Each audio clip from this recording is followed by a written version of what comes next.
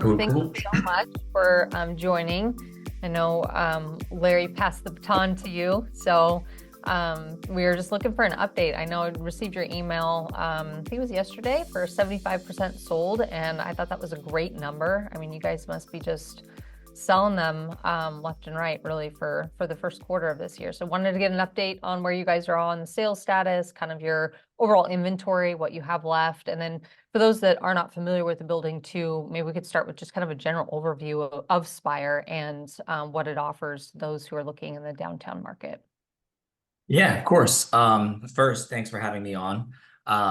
Larry and I work as a team, so he was happy to, pass the baton and jump on with you. But thanks again. Yes, we're always, happy to share, with you what we've been up to down here. So just a quick overview of the building. August this year will be 3 years since we've opened the doors. The building has a collective of 343 units, sitting 440 feet high with 41 floors, with the amenities being perched up on the top two, as well as the third floor and that awesome automated parking garage that everybody seems to be enjoying these days, that in the beginning weren't so um, they were a little skeptical nonetheless about it, but Yeah, now it's sort of we love it and we play. don't know what we would do without it type of, Yeah. so that's exciting. What's even more exciting now is that we actually have one home per parking. So unlike before where we had a number of units, unfortunately didn't have an option to purchase a parking space, but now for every unit that we have remaining, the buyer gets an option to purchase a parking space, which I find to be great.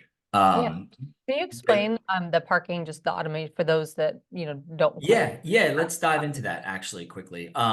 Yeah, for those of you who do not know, it's a fully automated parking garage, and it's the first of its kind here in Seattle. It's obviously been developed before. It's very popular in other major markets such as Miami, and there's a few in Manhattan as well. But nonetheless, there's essentially these three bays that operate your vehicle to bring your car to and from the actual facility of the garage. And essentially, what happens is when you pull into the garage, you just pull into one of those bays, being directed by a monitor that tells you, please proceed to bay two. If obviously bay one and three is being utilized, you'll follow the directions, head to bay two. Simply pull into the bay, grab your belongings, turn the car off, and head over to what we call essentially a card reader, where you swipe your card with a 3-digit PIN that you have associated with it for safety and security purposes. But it also sort of initiates the machine and tells the machine which car is associated with that card.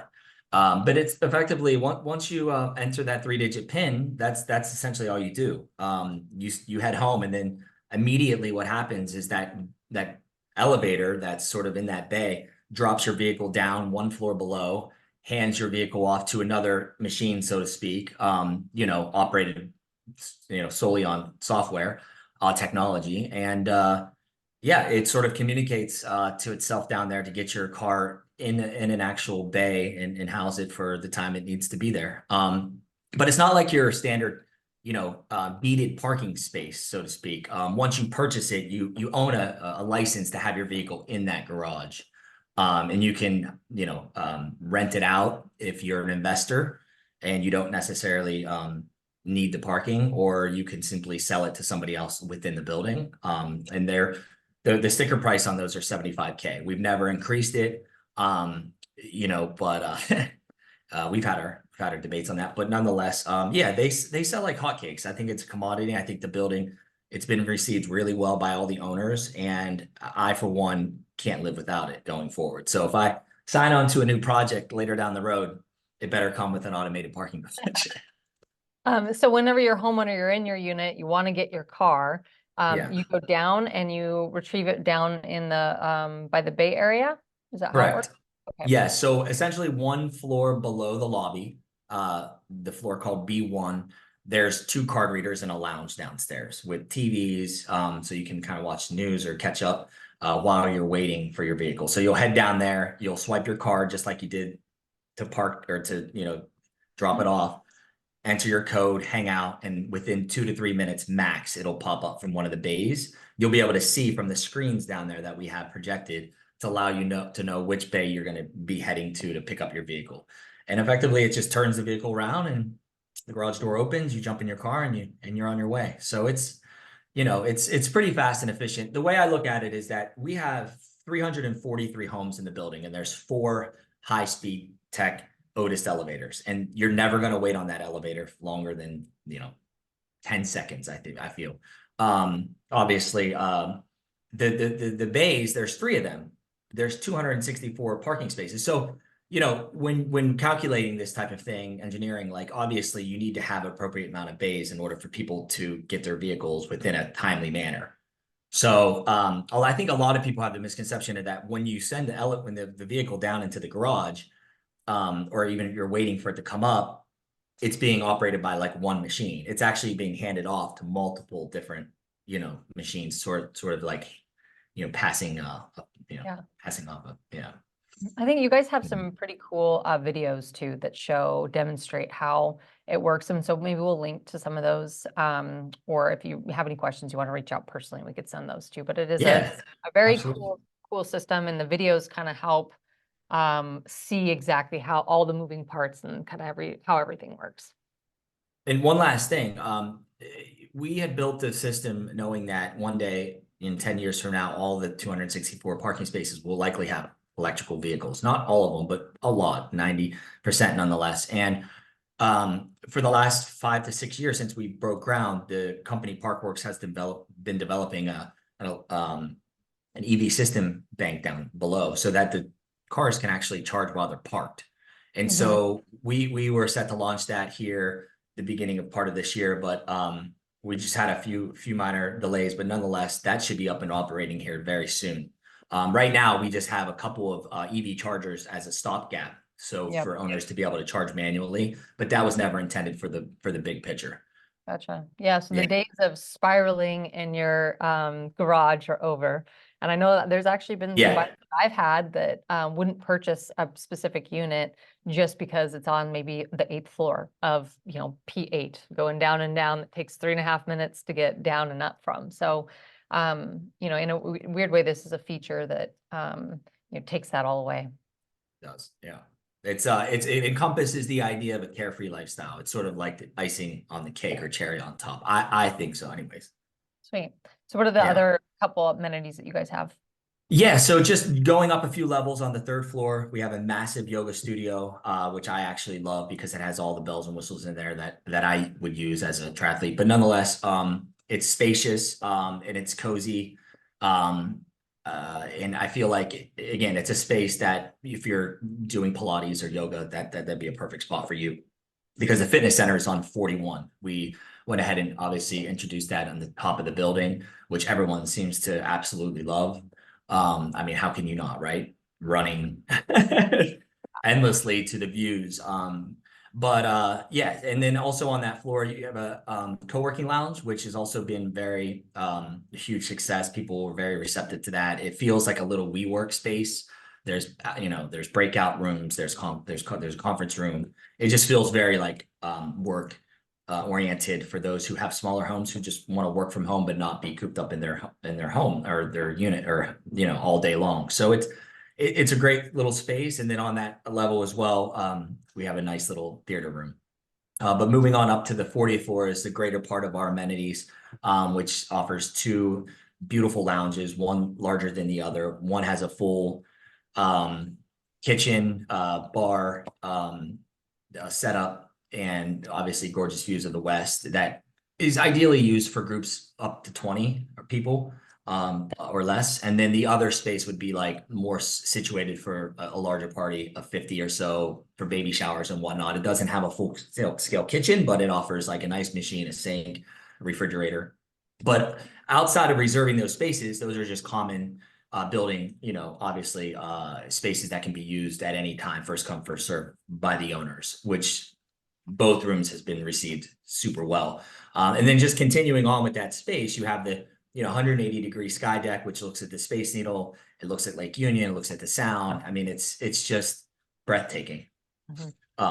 a lot of lounge spaces up there. So it's quite the rooftop space, and people love it. I never get tired of showing it. Let's just put it that way. Yeah. Well, you guys are kind of perched in a unique location in the city for the view element in general. Just because you Yeah. do have the space, so close, there's nothing between you and the space, on that side, and really no other, going to the north. The views are still intact and open. And you're kind of at the top of the hill there, right? Where, Denny comes, Yeah. and then you have Correct. on both sides, right at Yeah. Sixth, so Fifth and Sixth.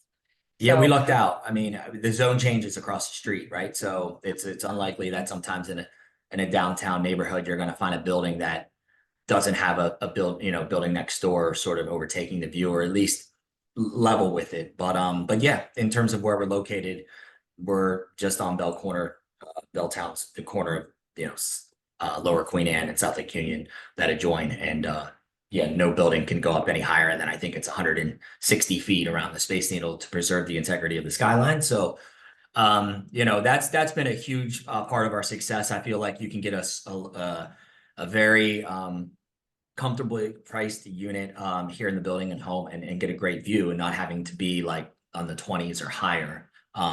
It's really hard to find Yep, definitely. elsewhere. Can you also speak to your lobby? Because that's also a different feature. Yeah. Yeah, one of the things that I actually I'm drawn to at this building is the lobby. It sort of just speaks elegance. It sort of tells you exactly when you walk through the door, like what the homes are going to look like, and how the building um is going to feel throughout. It's just spacious, right? And there's a nice little area to kind of lounge at and to take a meeting in, or just meet friends that are coming over that don't necessarily want to come upstairs to your home, or whatnot. They can get comfortable in your building.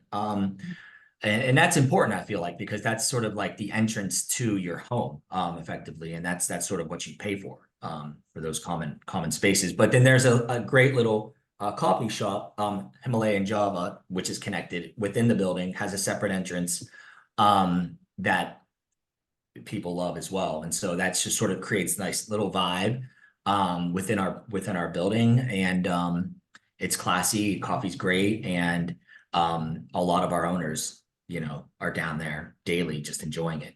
Well, it's a open. So for those who haven't seen it, I mean, it's more of an open versus a closed commercial space off at the lobby. So it actually has more of Yeah, like a club room vibe, like you said, environment. So where your owners kind of go down there, it's actually feels like it's very much a part of the building versus just being a commercial space in the building. So I yeah, think that's kind of a correct. cool feature, a social feature, kind of just an added thing to the building that makes you guys unique.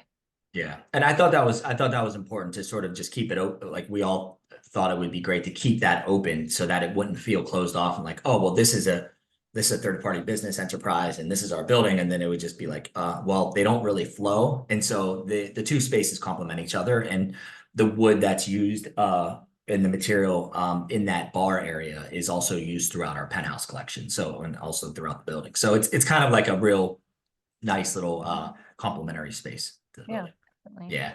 All right, well, you prepared Um, some updates, I guess, here. So you want to kind of dive into that? yeah, I thought it was great. I mean, we're approaching April to sort of just recap the first quarter here at Spire. And we've been pretty successful. In February, we had 8 sales. In 2023, last year, I remember Larry mentioning we had 9. So not quite there, but 8 is our number to sort of achieve. And if you divide the 16 that we had up over the 3 months, that's 6 per month, and we're pretty pleased with that result. 12 closings so far this year, but the biggest, I think, win for everyone was getting this penthouse into contract, priced at 3.9 million, a little over 2,600 square feet.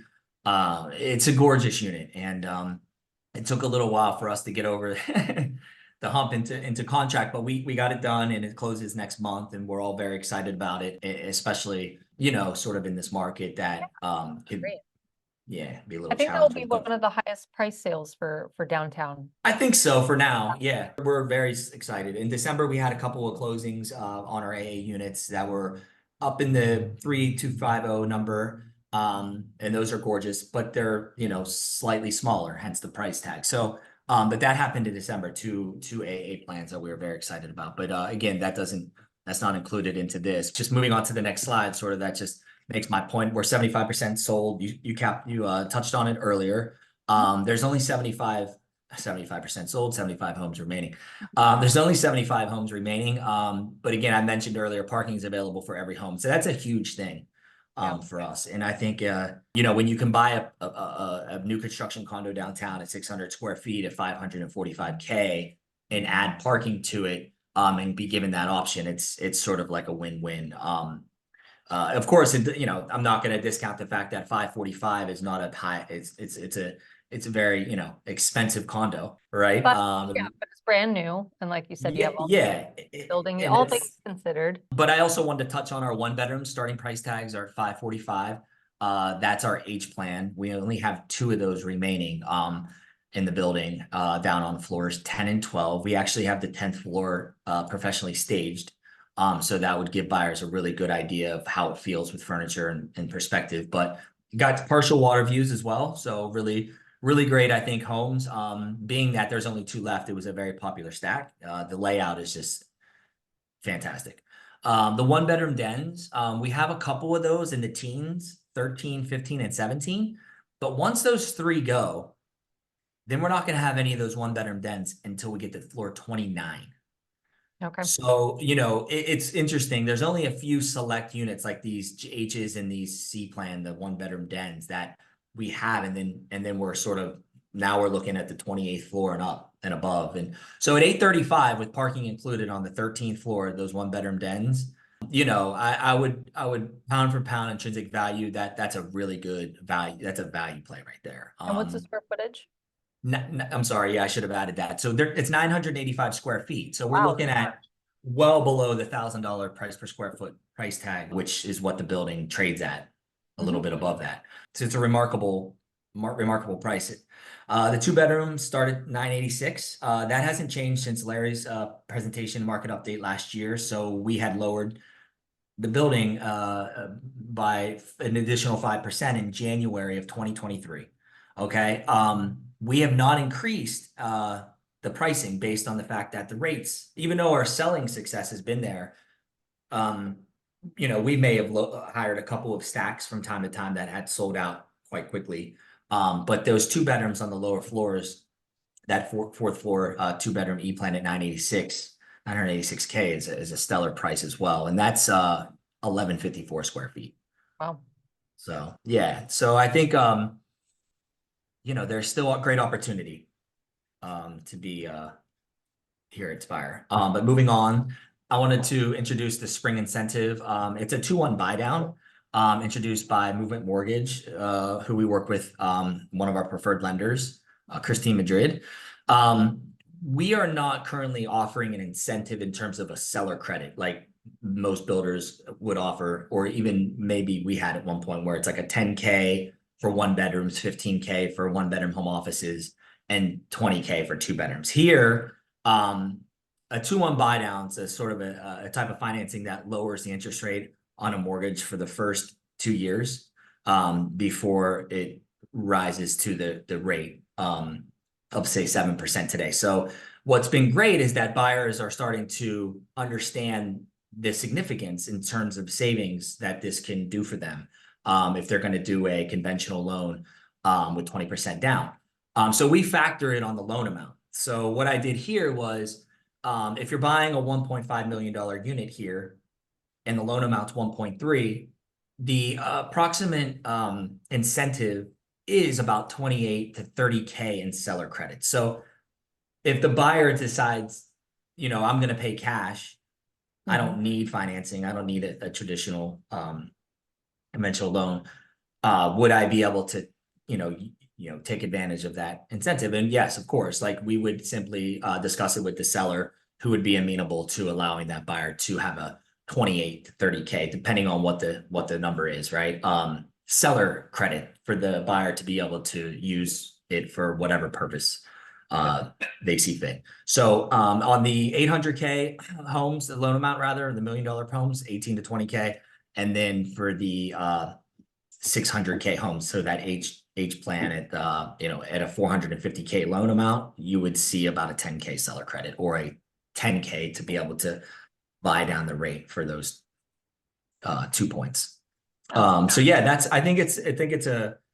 it's been really successful with the sales that we've done over the first quarter. We introduced it in January, 16 sales. I would say 50% of our sales have been based on this 2-1 buy now Great. feature, which has been really great by our marketing team to get that out there. Mhm. And really for our sales team to Do you be know able how to. long that's going to be going till?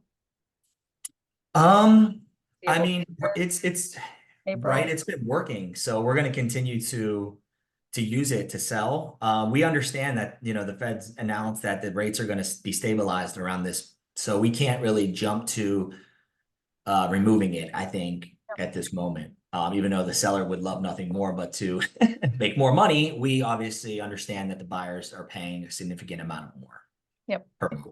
But moving on, I just wanted to quickly recap some of the 1-bedroom units that we still have available here.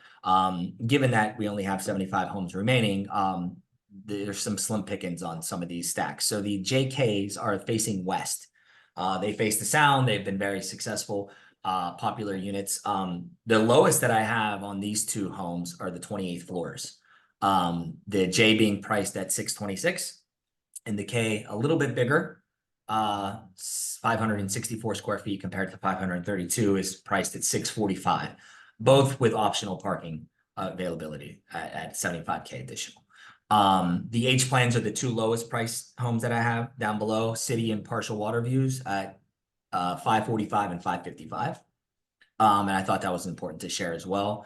The 2-bedroom view homes that we still have remaining, that I think are incredible in terms of price point, the E, the HJ, and the A plan. The 28th floor is sort of the lowest floor E plan that we have that offers a great view. If you go below the 28th floor, you're down to floor 10. So you don't really get that great of a view on 10, even though it's got a great price tag associated with it. But for 1397, the 28th floor at a 2-bedroom home, 1154 square feet is a superior price, superior unit. The HJ facing west, we have a total of 5 of those in the building. We've sold 1 of them. There's 4 remaining. They start on the 34th floor. They're absolutely gorgeous. If you go on the MLS, you'll see that the 36th floor is on the market. We've staged it professionally, so would love to welcome people to come in and brokers and to sort of tour it. I think that the 34th floor priced at 1584. If you compare it to some of the other units in the building, you'll see that it's pretty intriguing. And then the A plan we just reintroduced a couple of weeks ago on the 34th floor. We have been sold out of the A plan for a while now, but this 34th floor was an interesting retrieval back for us. So we positioned it at 19, just to give you a sort of an understanding of the price. We sold the 30th floor a year and a half ago for 3.1 or 2.1. Wow.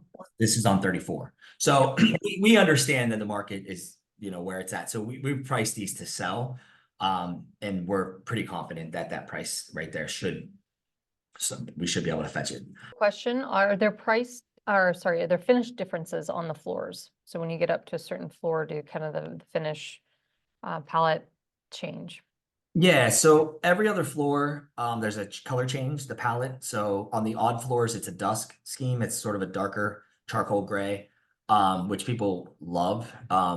And then there's a white oak on the even floors. It's sort of a whiter, cleaner palette, if you would. And then once you get above the 24th floor, there's 9'6" ceilings. From floors 4 through 23, it's 9 feet. So they're still pretty high at 9 feet. 9'6" is a nice little opening in terms of cubic square feet. You can kind of feel it a little bit more. But the penthouses are 10 feet ceiling heights, and they're phenomenal. The penthouses that we have remaining, we've sold quite a few in the last year, 3 being in the last 3-4 months. But the ones that we have remaining, starting at 3 million, are the CC, which faces the one on the photo on the right here, faces the Lake Union for 3.1 million. It's around 2,000 square feet. It's my favorite, by the way. Still hasn't sold. I'm interested to see who's gonna scoop it up, but it's such a phenomenal home. The AA, we have two of those left. That's the the Northwest Sound Views. One on 36 is priced at 3 million, and the other one on 37 priced it at 3,050,000. And then we have one facing southwest, which is the EE plan, which is currently being staged at the moment. So we should be able to introduce it here soon. It's a phenomenal unit. It's going to be priced at 3.1 million. So those four are sort of like the last four sort of big ticket price, unit penthouses that we have remaining. Okay, and then with penthouses, how many parking can you purchase? Yeah, so they both come with two, and they both have a storage unit associated with it, which is 3 by 4 by 7 feet. Okay, and then other units in the building have the option to purchase storage? Yeah. So storage has been pretty in demand. So there are 4 by 3 by 7 foot units on the third floor. They're gorgeous. They're 15K. Good. I have a couple other questions for you. Yeah. For people that know. Yeah, sure. Homeowners dues, the price per square foot, or about what those are at? Yeah, absolutely. Great question. So they're 99 cents a foot. They Okay. jumped up a little bit due to insurance premiums Everything this does past that year. more. Yeah. But I think you know this, Ashley. 99 cents a foot is pretty. Yeah. I mean, I think the dollar is the new average, really. I mean, I think we're all above $1 a square foot in no time at all. So, all right. So then that includes all the like water, sewer, garbage, gas. I can't remember how. Yeah, you're right. You'll pay for the electric, which is your appliance packages and your HVAC. So if you like a cold home and you want to run your air conditioner every day, then your electric bill will be higher than normal. But the electric and the cable and internet. So those are the sort of the building runs off of a hot water boiler, so you will be charged nominally for hot water usage, but the cold water and sewer is unlimited, and that's within the HOA. Gotcha. That's within the monthlies. And who's managing the building? Yeah, CWD management. They've done a phenomenal job. Yeah, Phenomenal. Can't say beginning, right? they have. Yeah, and I can't say more amazing things about them. They're so quick to respond to email. They're always on top of just about everything. And, we have a 24-hour concierge front desk and 5 full-time employees that work here on behalf of the team. And it's like clockwork. Yeah. Good. Now, full service building. Yeah. Full service and exceptionally run. Yeah. Wonderful. Well, that is all the questions that I have. Well, I mean, don't be a stranger. Come in, see us, see these penthouses. I know you have buyers, so we're here 7 days a week. Yep. So we'd love to have you back in, Ashley. Awesome. That sounds great. Well, thank you so much. I hope you have a good weekend. Thank you everyone for joining, and have a good weekend as well. Thanks. We'll talk to you soon. Bye everyone. Ciao.